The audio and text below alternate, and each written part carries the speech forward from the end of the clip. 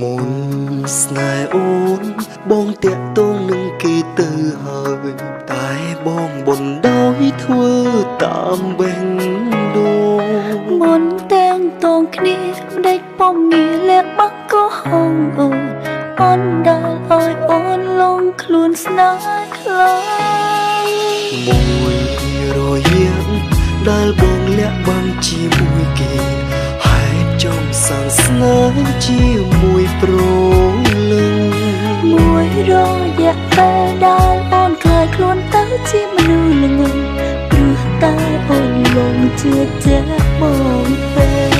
បងខូចចិត្តខ្លាចគេយំរឹតបារម្ភខ្លាចអូនឈឺព្រោះចិត្តបងមិនក្លាហាន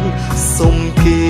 បាយបងខើខុសសង្សារហើយត្រឡប់ក្រោយកុំអងអើយចំណែកអូនសូមបងកុំបារម្ភអី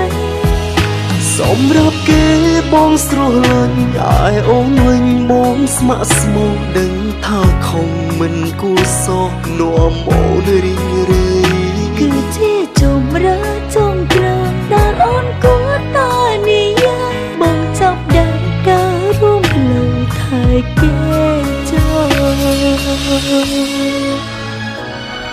អូនអាចនឹងឈឺយូរបន្តិចតែក៏មិនអីថ្ងៃណាមួយអូនកុំទៅភ្លេចបងទេបងទៅថែគេវិញចុះ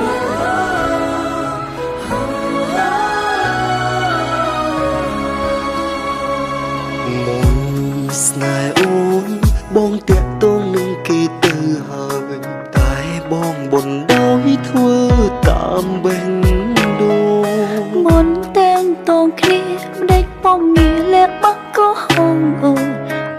ដែលឲ្យអូនលងខ្លួនស្នេហ៍ខ្លាំងមួយរយៈដែលបងលះបង់ជាមួយគេ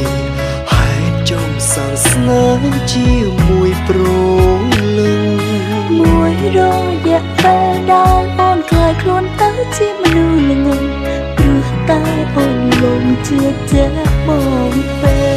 បងខូចចិត្តខ្លាចគេយំរឹតបារម្ភខ្លាចអូនឈឺព្រោះចិត្តបងមិនក្លាហាន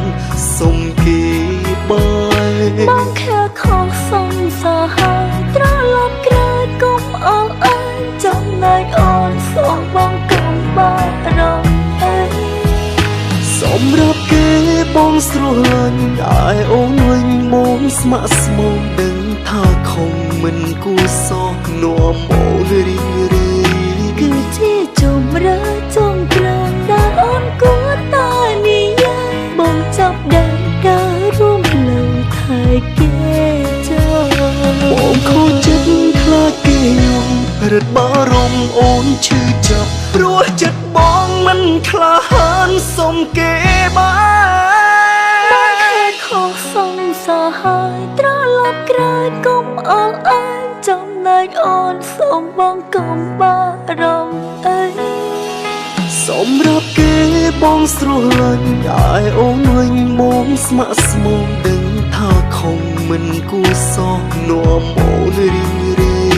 គឺជាជំរឿចុងក្រោយដែលអូនគួរតែនិយាយបងចាប់ដើររួមលើថែគេ